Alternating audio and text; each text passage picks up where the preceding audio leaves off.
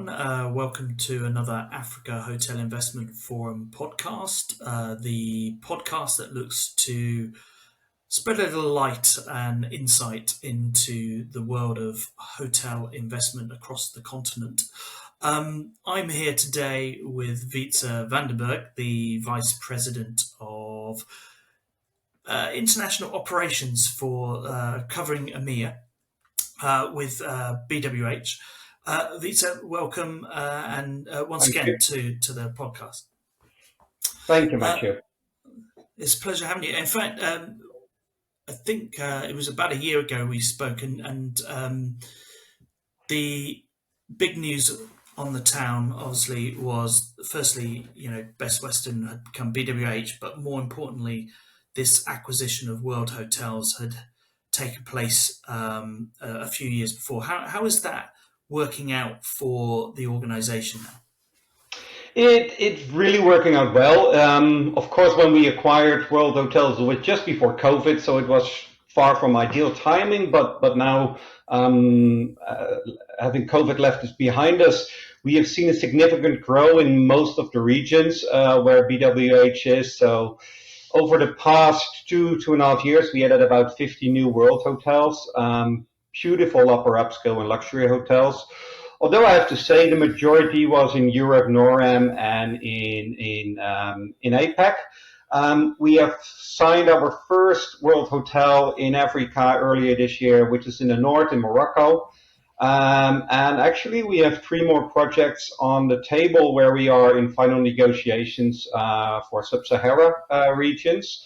So, we see there is a good appetite for hotels, for independent hotels joining World Hotels. And we expect growth in every region. So today we are about 160, 170 hotels. We hope to end the year close to the 200 mark or early next year. So it all looks really, really promising. I think obviously now with the World Hotels piece, it gives you that upscale type product into the base, but Best Western synonymous with mid-scale. For those that don't know, now with that portfolio, give us an idea of the stable that you have of brands and what they represent. So it's a pretty large table. We have 19 different brands running from economy up until luxury. So the 3 major segments is the economy, where we have short stay hotels. And then we have short stay plus hotels, executive or extended stay for sure hotels.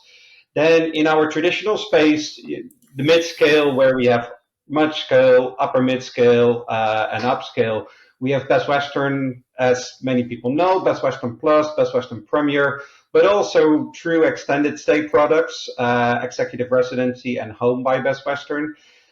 We do have lifestyle brands in that segment, like Aden, Vibe, and others. And then in the third pillar, the upper upscale and luxury, where we have World Hotels, we have luxury hotels, we have lifestyle hotels, World Hotels Crafted. And if you split it all up, it's 19 different brands, a lot of them being soft brands. Actually, we're the largest soft brand operator globally today. We have over 650 soft brand properties across all the continents. So truly from economy up to luxury, that's where we have our 19 brands today. And how's that working out within Africa? You obviously mentioned a few pieces there for World Hotels in Africa itself. What's the focus for BWH now in Africa, and how are you progressing? Well, Africa is absolutely important for us.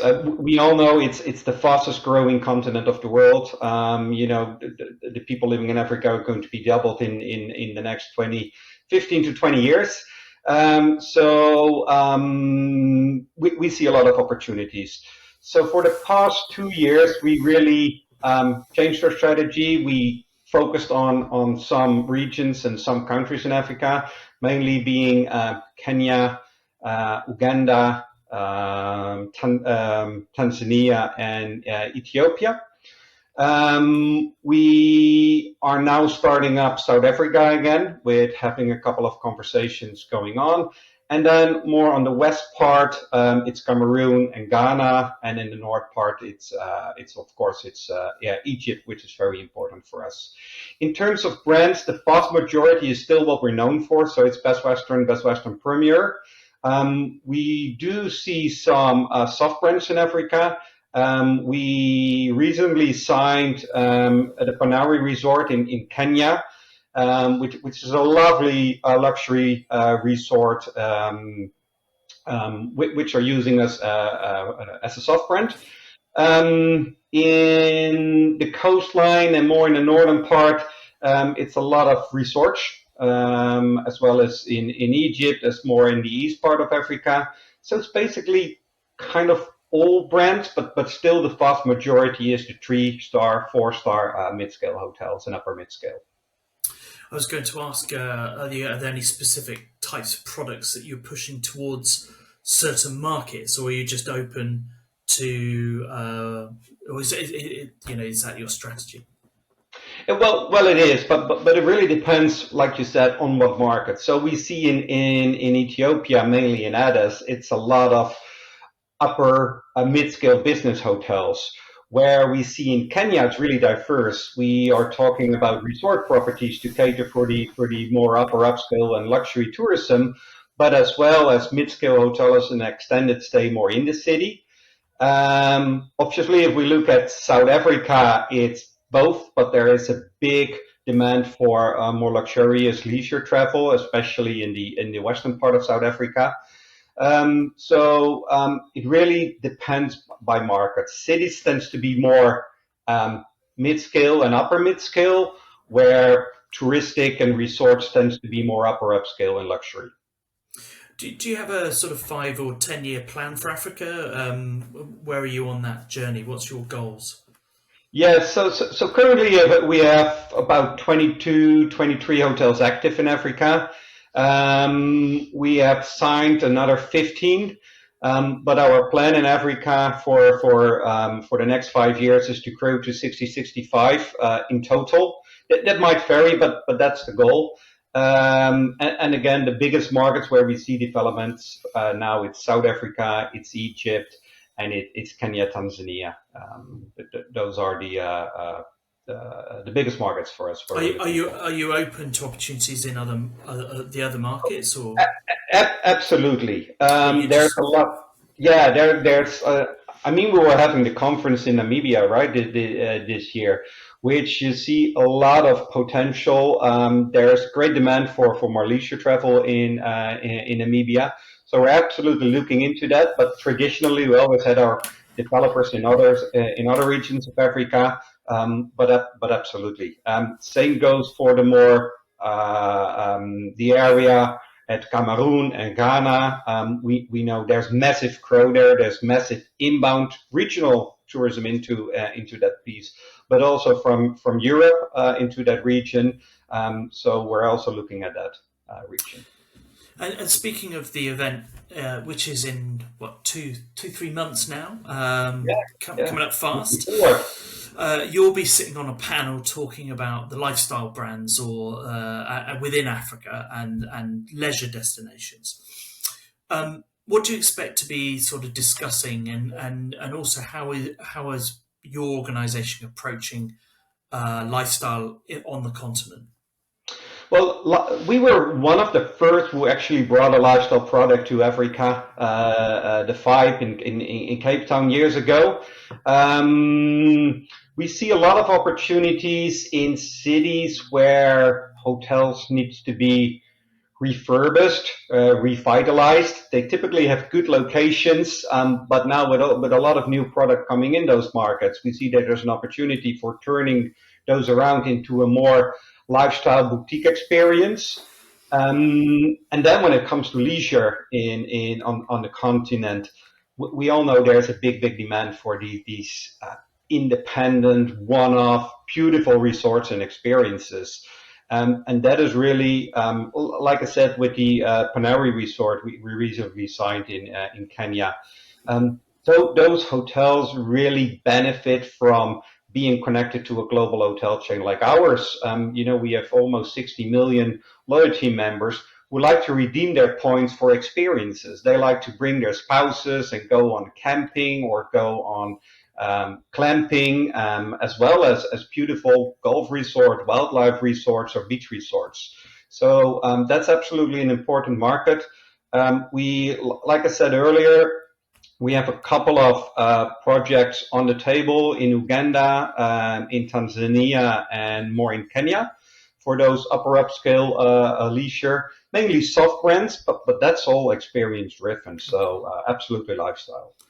And to finish, obviously you have quite big aspirations on the continent.